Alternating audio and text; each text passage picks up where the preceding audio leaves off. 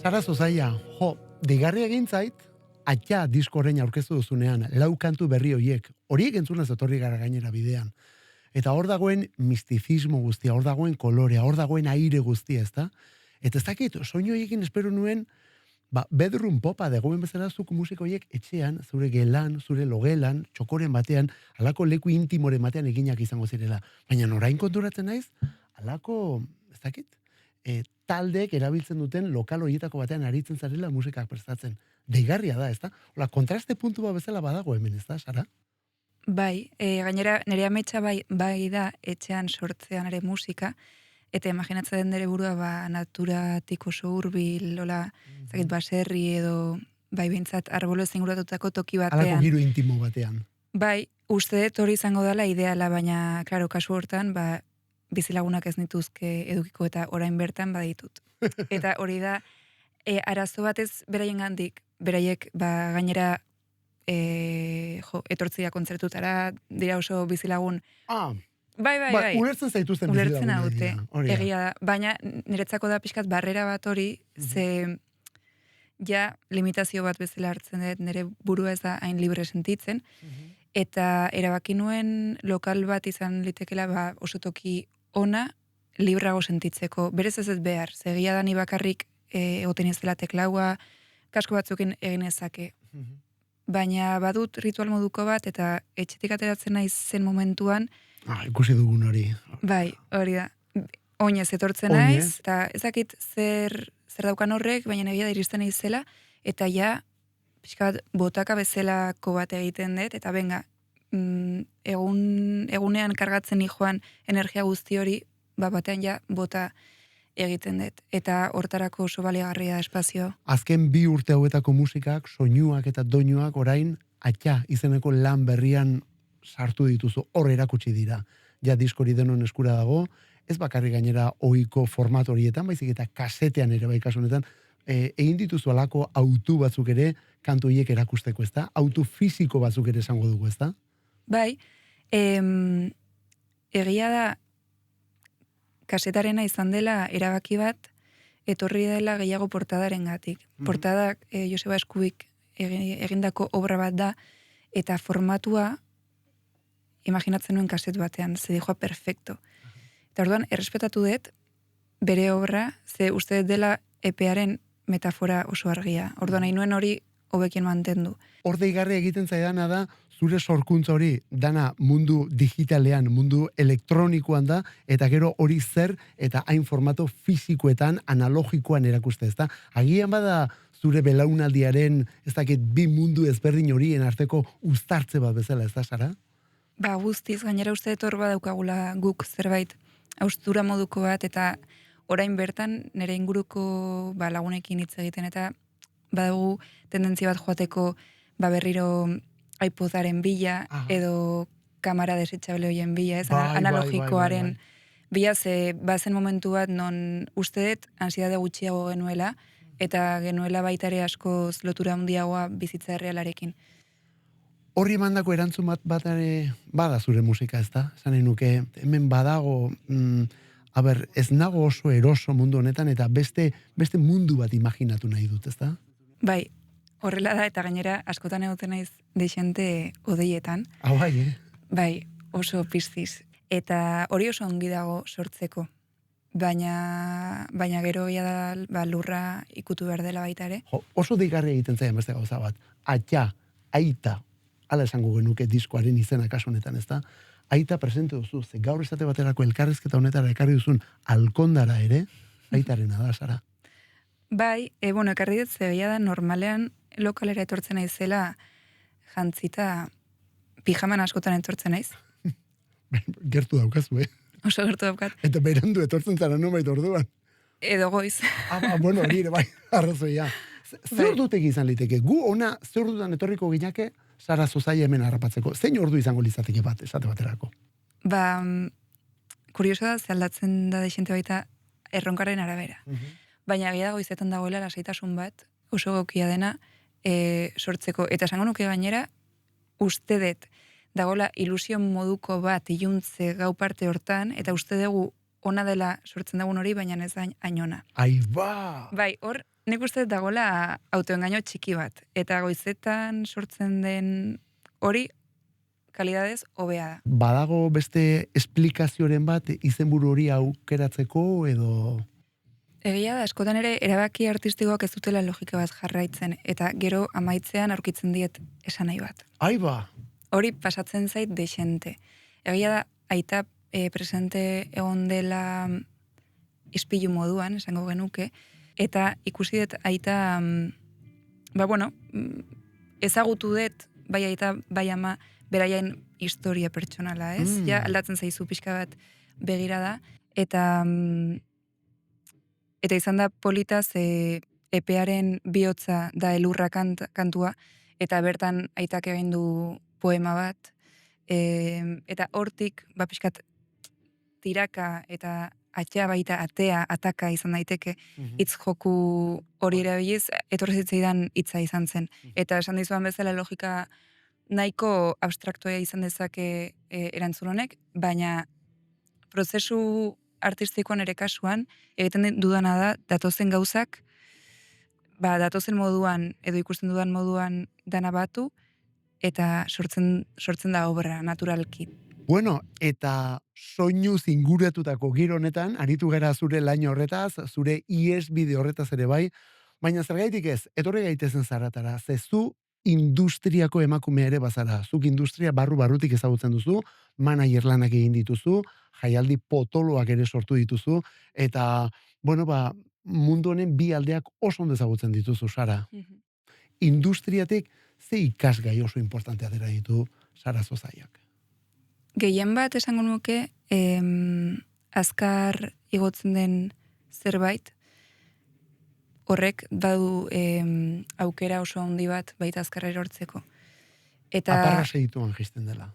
Bai, sentsazio hori daukat, batzutan ez da pasatzen, baina behintzat nire kasuan, zenik nire burua zitzen godet, baina bai nire kasuan, gauzak poliki egin behar ditut bai edo bai. Denbora behar dut danerako. Oso, gauza pentsatzen eta egiteko forman naiz nahiko geldia. Eta industria dijoa alrebes. Orduan, hor bi aukera nituen bat, industriaren bidea jarraitzen saiatu, eta pixka sufritu, eta beste aldetik zen, beste bide, existitzen den bide batetik, joan, a priori igual ez da ainarreixa, baina iruditzen zaite egokiagoa dela. Eta badaude erreferente batzuk, horrelako bideak ireki dizkigutenak, ez? Esate baterako, Sara. Jo, anari bat, adibidez. Neri ematen kriston lasaitasuna. Berak, hola konstanteki egitea bere bidea, bere forman, bere soinuarekin beti, eta eske sortzen duenak eraldatzen duen zulea. Orduan, hori da nire intentzioa, eta beraz, baneukan argi, orain bide berri hau irekitzeko orduan, nahi nuela hortik joan. Hori, bide luzea izango da, seguraski, baina iruditzen zaitu oso polita hori baita ere. Eta, prozesu guzti honetan, erabakiak hartzen joan naiz beldurrarekin. Egin dut beldurrarekin. Claro. Eta orain argi ikusten dut, eta nago oso pozik, egia esan ze gehien bat lortu dut koherentzia bat naizenarekin. Osa, sentitzen dut hau dela naizena. Hori bikotak esaten zian adibidez, Sara, zuk entzuten duzu musika mota bat egun guztia zaude, porque egun guztia zaude, artista hauek entzuten, ez? Eta gero egiten duzun hortan ikusten dut diferentzia bat ez dakit. Eta hori izan zen nahiko klabean eretzat, konturatzeko eske egin dezaket nik benetan nahi dudana, ostras. Ze gauza polita. Bai, eta ematen du simplea, baina askotan ez diogu permititzen gure burua izatea edo egitea. Hori jendeak badaki oso ondo, geuri bizitza honetan zenbat kostatzen zaigun geu garen bezala erakustea, ezta? Hori da oso interesgarri izan dezuna, ze askotan orain galdetzen diate, eta zetik eta dira, ez? Egiten duzu musika zer da? Zein zera? Jo, eske ni naiz gauza pila bat. Orduan, adibidez joko dut datorren urtean Bristolko festival super ilun batean, ze badaukat parte bat hori naizena. Hori da. Baina gero engo desaio bat Castillo Sorezekin, kulturetxe batean, jende nagusiarentzat, ez? Eta goxotasun batetik baita ere hori baina hori ere zela. zuzara. Claro. Orduan, ez ditut txekak betetzen uste dut izateko identitateen markatu bat. Naiz pixka bat dena eta ezerrez, era berean. Bueno, Sara, nik uste dut zure benetako izate hori eragusteko aukera hori, duzun beste talde oso arrakastatsu horrek ere ematen dizula. Eta hori baita da seguridade, Claro, claro, baita errexagoa egiten zait edo nere kasuan, jo, eske, bat bakarra edukiko bazenu, agian claro, apustu askoz handiagoa da. claro, Eta hemen benetako apustu bat badago, baina beste seguridade bat ere badago, esanaz, bueno, beste alde hau ere ezagutzen dut, ezta? bai, Bueno, itzegi duzu mesedez horretaz. Ze badakigu KE Experience aritu zaretela esate baterako, duela egun batzuk mm, aritu zarete Bilbon, KESP estatu batuetako irrati, indi munduko irrati oso importante bada, grunge movidaren sustraietan dagoen Seattle hiriko irrati bat, azken urte hauetan, talde ezberdinekin bideo lan batzuk egiten ari dena. Sekulako oihartzuna lortzen duten bideo emanaldia gainera. Eta nazioarteko talderik eta bakarlaririk handienak pasa dira beraietatik. Horiek, Espainiar estatura etorri, Espainiar estatuko hainbat talde aukeratu, Triángulo de Amor Bizarro, Alcalá Norte, eta horiekin batera, zuek ere hor egotea, talde euskaldun bakarra izatea, bada zerbait, hor badago, zerbait azpimarratuta dago hor, Sara. bai, oso berezia da, esango dizut baita ere, horrelako gauzekin pixkat ez garela konsiente izaten. Disoziazio puntu bat ere badago. Ze da azkenean zuk hainbeste artista ikusituzu horre zein garrantzitsuak eta de repente zu hori egiten egotea da nahiko arraroa, esango dizut. Da Claro. sentsazio nahiko arraroa. Baina badauka energia bat dela superpotentea. Bai, Bai. Eta asko ikasten da. Gero baita oso kurioso da horrelako erronkek jartzen zaituzte beste puntu batean. Eta konturatzen zera igual, beste plaza batean, igual ez dezula hainbeste ematen. Ja, Hori baita oso kuriosoa da ikustea nola hori ez, erronka guztiak hartu behar ditugula, edo hartu ditzakegula, puntu oso altu batetik. Ze de repente etortzen zaizu olako irrati bat, eta ja, bizitza aukera potoloak ematen ari zaizue talde horren inguruan kasu honetan. bai, pasatzen ari den zerbait da, egia esan, eta gero ikusten dut hori konektatzen duela, asko adibidez kanpoko jendearekin, Nazioarteko jendearekin gainera. bai, jo, ongera Serbian, ongera Txipren orain duela gutxi, euskeraz kantatzen, eta berdin transmititzen du. Orduan hor, etortzen zaizkizu horrelako aukerak, eta gero, pues gorkarena baita beste Beste opari bat. opari bat, eske da hori, bideo honek Baina dituna, opariak ere merezi egin behar dira, eh? Opariak ez dira etortzen kasualitatez. ez, eta esan behar ditor nire kideak direla ezagutzen ditudan pertsona langileenak, hori daukaz super arregi. Osea, hontan egoteko, askotan bada artistaren irudi distortsionatu bat, eta romantizatu bat, desastre, ez? Keba.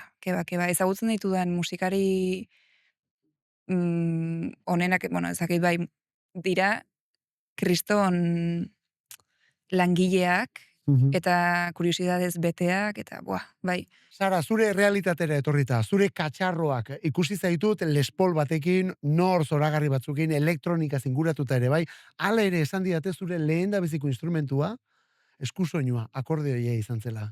Egia da hori? Bai. Opa!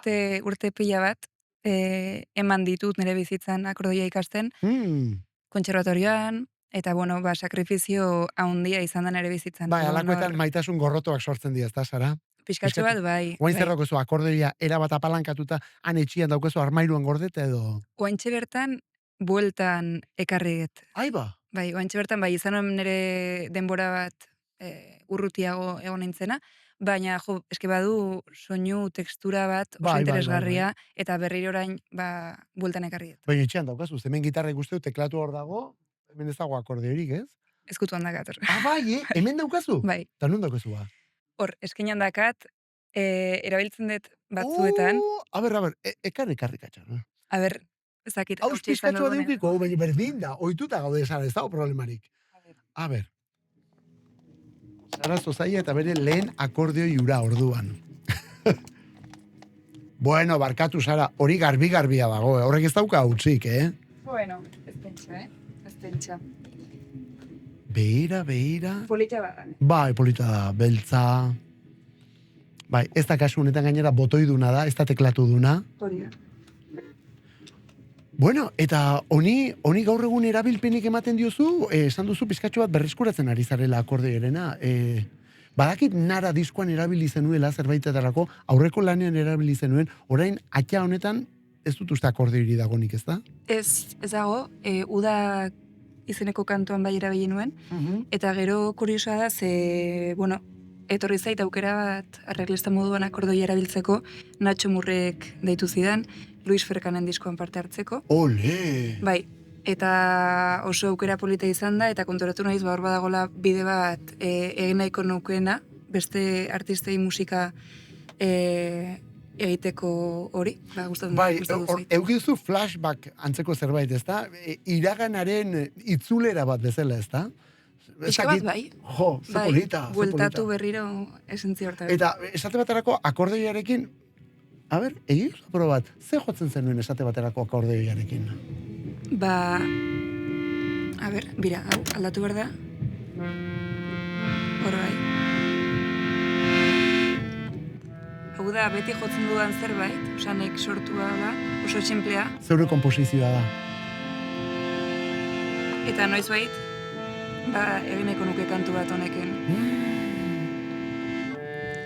Baina ni hasi nintzen jotzen, bueno, autore ruso pila bat, Piazzolla. Argentinarra, zeona, tangoaren herria. Bueno, kasu hortan bandoneoia izango zen, ez da?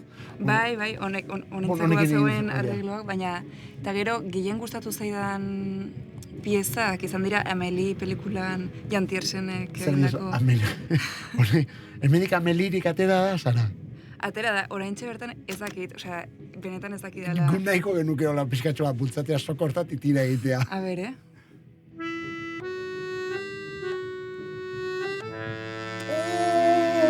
Ze politxa! Sara, ze politxa! Bai. Behira ze gauzak egiten diren akordoi batekin eta batez ere Sarak egiten baitu. Ezagutu ezagun teklatua, Sara. Guazen teklatu ikustera.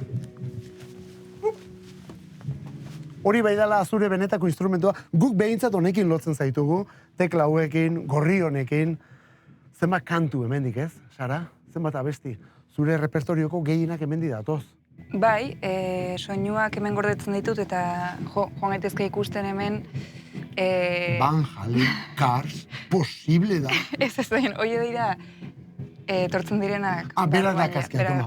Bale, esaten nuen. Epa, hor momentu batean toki hon ikusi dut. Nola? Bai. Neraberen kantua hor daukazu? Hor daukazu. Bueno, hau importantea da. Sara, batez ere musika kontuetan lehen da bizi, Nerabe izeneko talde batean ezagutu genuen. Horia. Etzen Nerabe talde bat, baina bai oso gaztaroko taldea, eta toki hon izeneko kantu popero zoragarri bat egin zuten. Hori oraindik hemen daukazu ordua, Sara. Bai, zegero gustatzen zaite egitea baita errebisita bat. Hori da. Ez, abestiei.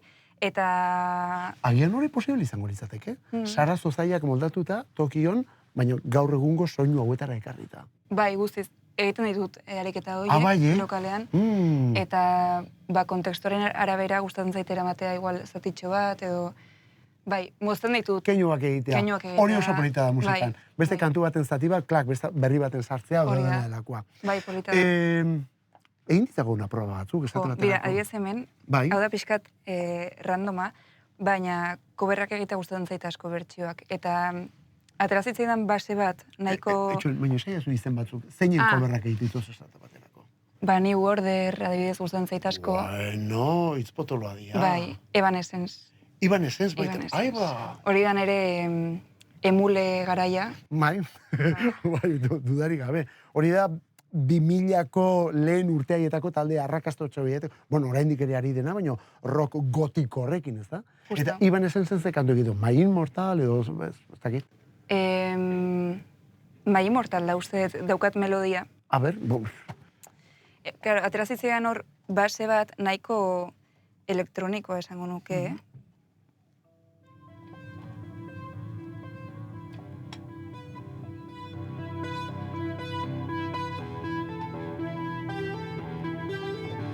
Eta hemen hasi nintzen.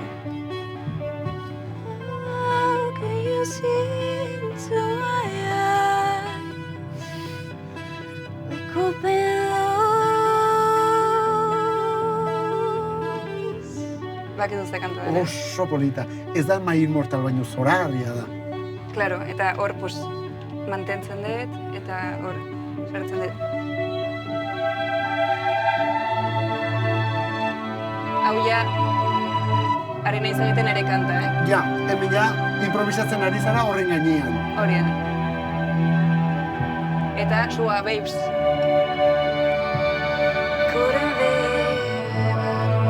Hau du rekonozitzen. Ez. Ai, joix, hau du rekonozitzen. Katxiz.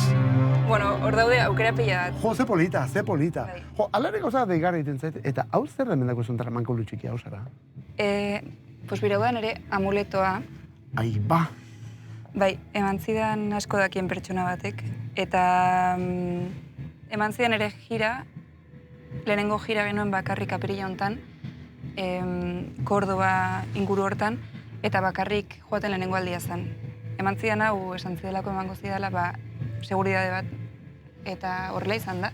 Jo, ze polita. Bai, hortik aurrera. Emozionatzen dut pizkatxo bat, baina, jo, Ez dakit zer orduan, dokan, baina... Andaluzian egin zenuen lehendabiziko bakarkako bir hartan, norbaitek, publikoko norbaitek hori oparitu zizun, eta esan zizun horrek seguridade bat emango zizula kontzertuetan eta zuzenekuetan. Eman zidan, joan baino lehen, hirurako pertsona batek. Ah, hemengo batek eman zizun bira horretan laguntzeko. Joan baino lehen.